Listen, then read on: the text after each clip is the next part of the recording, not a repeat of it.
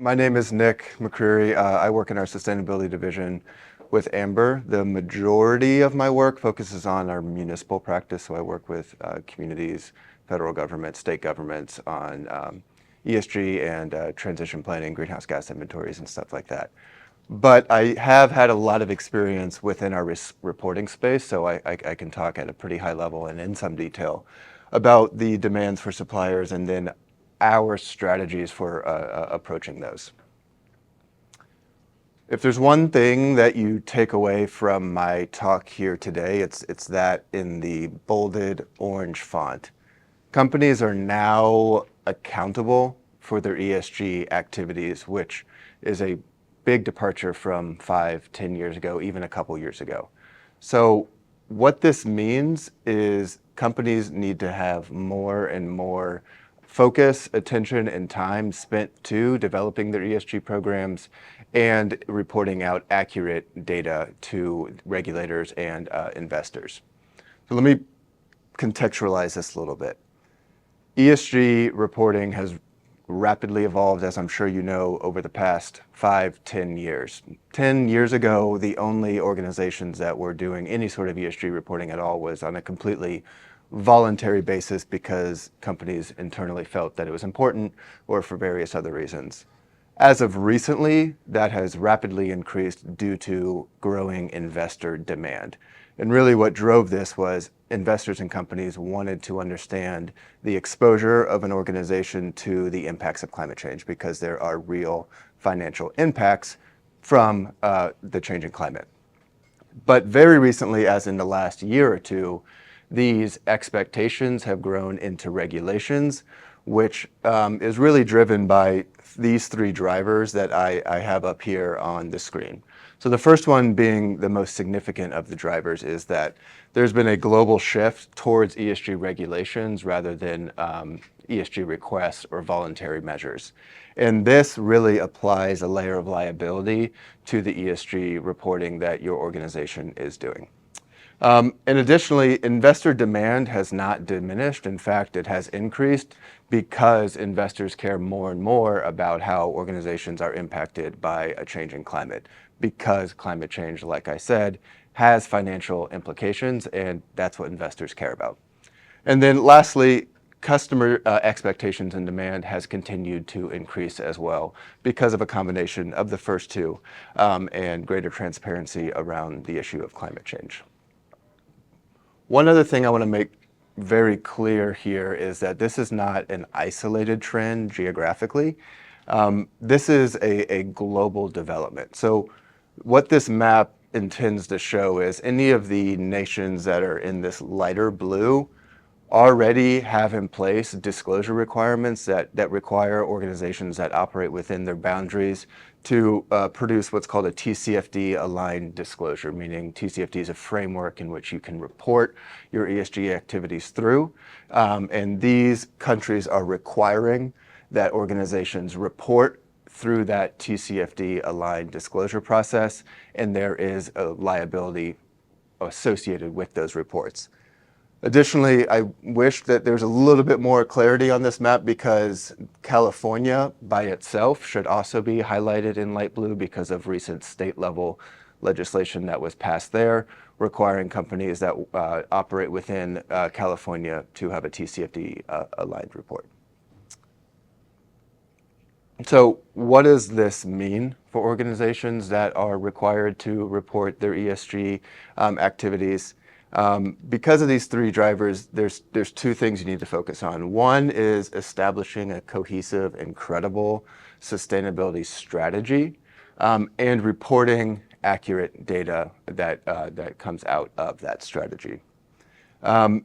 And we understand and recognize, and this is the work we do, so we see it every day, that this increased burden of obligations and the rate at which it is changing is complicated and takes expertise and time, and it's just hard to keep up with, frankly.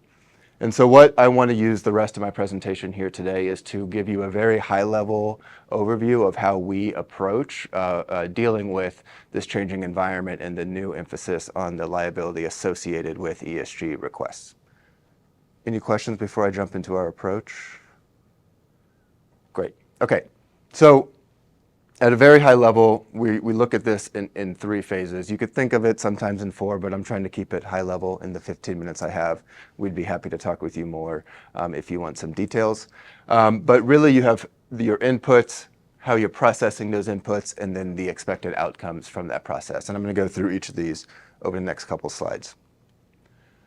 So the first two inputs, and they're pretty closely related, that you need to understand to begin your process here is what sort of regulatory demand is being placed on your organization.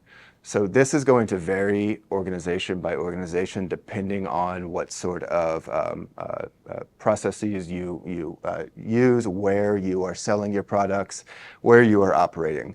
What you really want to do at the very highest level is map out what responsibilities your organization has. By doing that, that will allow you to understand what frameworks you need to report through. So for instance, if you are operating in California and you have over a certain revenue, I don't remember it off the top of my head, then you're going to be required to report through the TCFD framework, which that is different from the GRI framework.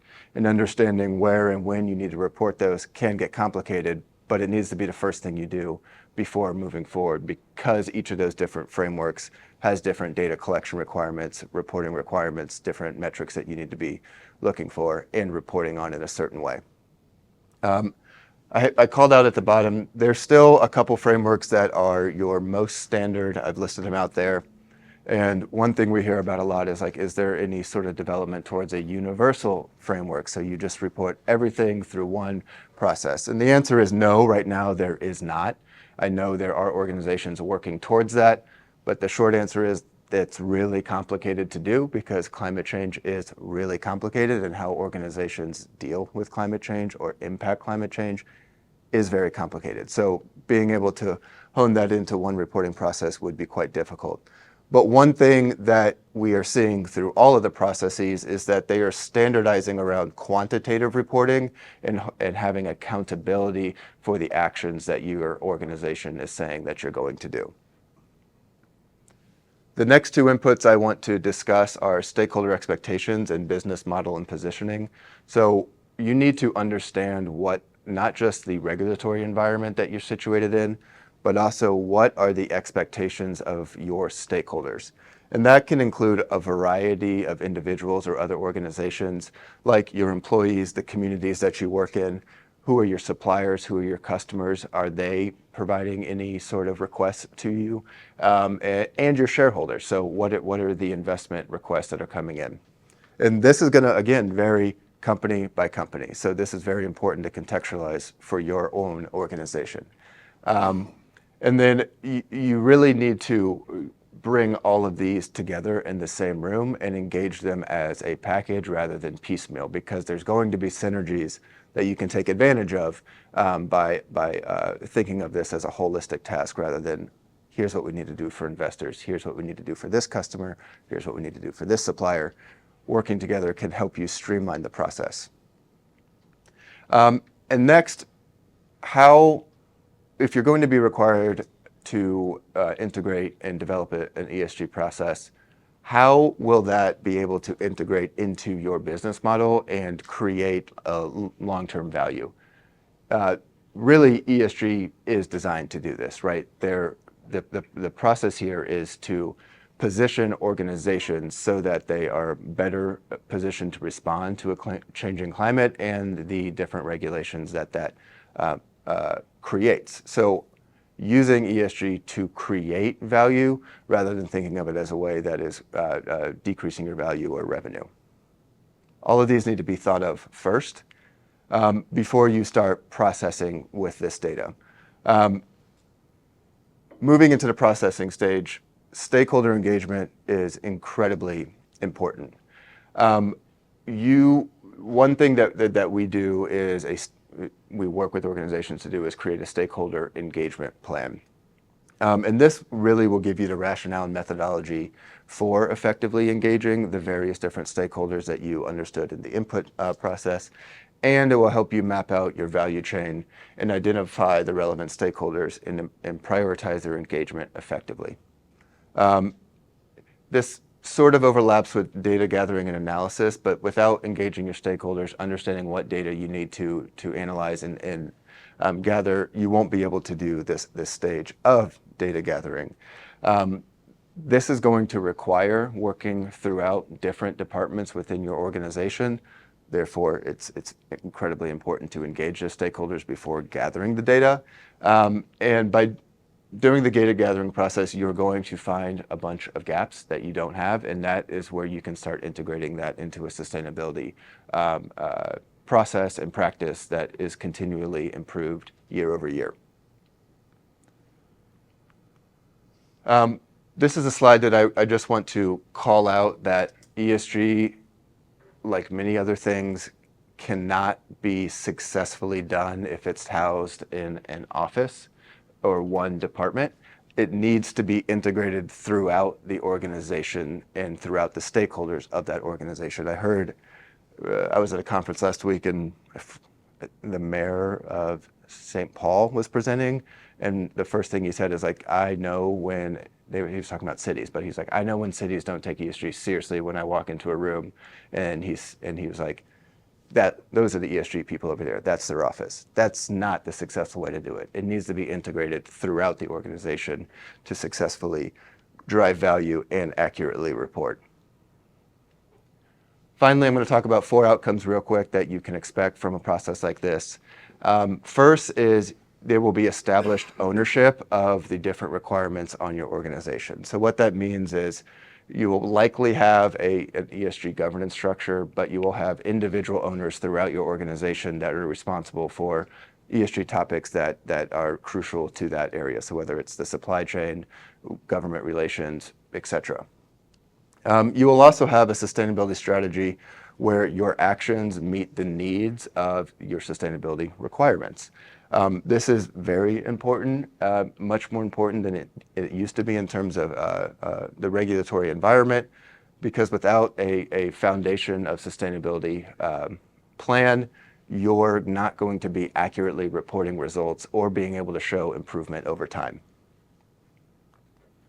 And then finally, the last 2, data accountability is becoming incredibly important. We have a whole team of data analysts who verify ESG data, and that work is growing because of its importance due to that increased liability with what the data that you are reporting. So accountability and transparency are essential for that external verification that I just talked about, and continuous improvement.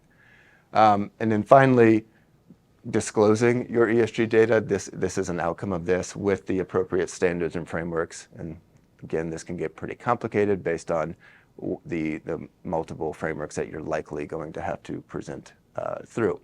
As your program matures, it's important to demonstrate continuous improvement. That goes back to having a sustainability plan where you know what that improvement path looks like, but you need to disclose accurately if you're following along that path. So that's a very high-level overview of a process that we use. There is quite a few details that we could go into. We could have a 50-minute presentation on each of these, but hopefully that gives you an idea of how we work, and I'm pretty sure Amber just showed quite a few of these, but if you want greater detail on any of what I just talked about, please do feel free to reach out to myself or any of my colleagues, or attend one of our upcoming webinars, October 25th or November 15th, all related to ESG reporting. Any questions for me? Yeah. You mentioned California, that is a state regulation in California to have ESG. Is that what I heard you say? Yes, there's 2, I can go back to. Yeah, that's the only state so far that has Correct. An agency that's making sure that it's being done. Yes. So Senate Bill 253 and Senate Bill 261. Do you see other states falling in line with California soon? The soon is a question I don't want to answer, but yes, in terms of following in line, California is always on the forefront of environmental regulation, and I would expect that to extend. But it also kind of doesn't matter because so many organizations operate in California and therefore fall within those regulations. So of course there are companies that don't have business in California, and those will be incorporated in other states. But California's massive. So yes, I do see others, but you probably are already under that.